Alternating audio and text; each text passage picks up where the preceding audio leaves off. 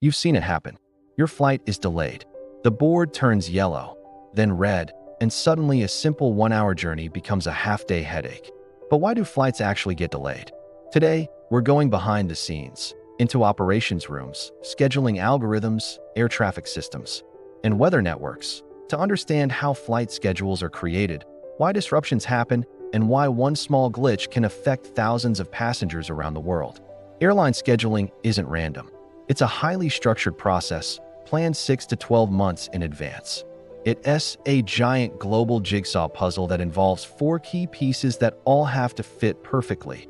Fleet assignment, which aircraft flies which route. Maintenance planning, ensuring every plane meets strict inspection cycles. Airport slot management, booking a limited number of arrivals and departures per hour at every airport. And most critically, crew scheduling. Every plane flies a tight chain of routes, called an aircraft rotation. Imagine this. A plane flies Toronto to Chicago to Denver to Los Angeles.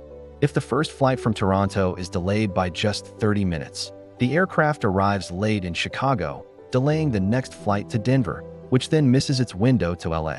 This is the ripple effect.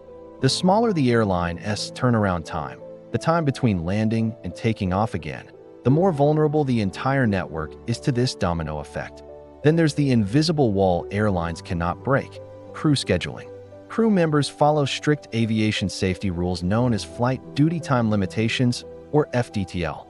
These dictate maximum duty hours and mandatory rest time. If a flight delay pushes a pilot or cabin crew member past their legal hours, the airline faces a tough choice: find a new crew immediately or cancel the flight.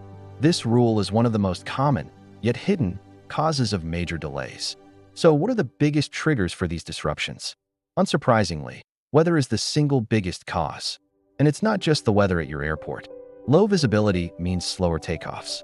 Thunderstorms halt all ground operations like fueling. Changes in the jet stream mean a flight can take longer, consuming more fuel and pushing the aircraft's next flight off schedule. Then there's air traffic control. When skies get too busy or weather hits, ATC has to step in and reduce the flow rate. They do this by ordering holding patterns in the air or issuing a ground stop, preventing flights from even pushing back from the gate. These delays are essential for maintaining safety. Of course, safety always takes priority over the schedule. Even seemingly small mechanical faults, like a minor sensor glitch or a tire pressure reading, require mandatory inspection by a certified engineer. This can easily take an hour or 3, and if a replacement aircraft isn't available, a delay instantly becomes a cancellation. Picture a highway operating at max capacity. If your arriving flight is delayed, your plane might be stuck on the tarmac because another plane hasn't left your designated gate yet. This is called a gate delay.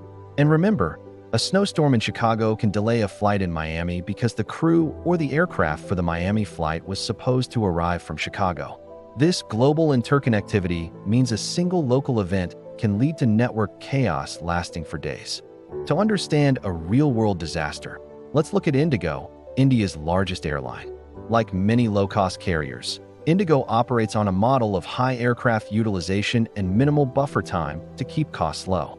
The single biggest trigger for their recent crisis was newly implemented FDTL rules by India's aviation regulator. These new rules were designed to combat pilot fatigue by increasing mandatory rest periods and reducing late-night flights. The problem: Indigo's existing flight schedule relied heavily on its pilots maximizing their hours. When the new rules kicked in, the airline instantly found itself with a massive, critical pilot shortage. The crew they had scheduled for a flight were suddenly, legally, unavailable. The snowball effect was catastrophic. Flights had to be canceled because there was simply no legal crew to fly them. The airline's on-time performance plummeted. The chaos was so immense that the airline was forced to take the drastic measure of a network reboot, unilaterally canceling hundreds of flights over several days to manually realign aircraft and reposition crew. The Indigo crisis shows that when an airline over-optimizes its schedule to the point of zero redundancy, any external shock can lead to a complete system failure. Airlines are in a constant battle against this chaos. They use sophisticated strategies to mitigate risk. Real-time monitoring tracks weather, aircraft health, and crew status. They use buffer time, hidden padding built into the schedule that isn't advertised to you.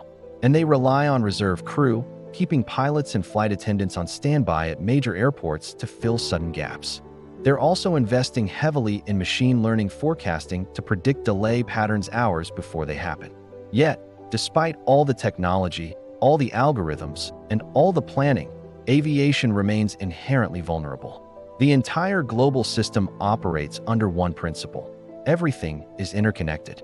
A crew delay in Mumbai, a thunderstorm in Frankfurt, a mechanical fault on one plane. Any of these can travel across the world, impacting thousands. Next time you face a delay, you'll know that it's rarely a single failure. It's the result of the entire, fragile, optimized global puzzle coming temporarily undone. If you enjoyed this deep dive into how airline operations really work, hit like, subscribe, and let me know in the comments. What was your most frustrating flight delay experience? Thanks for watching.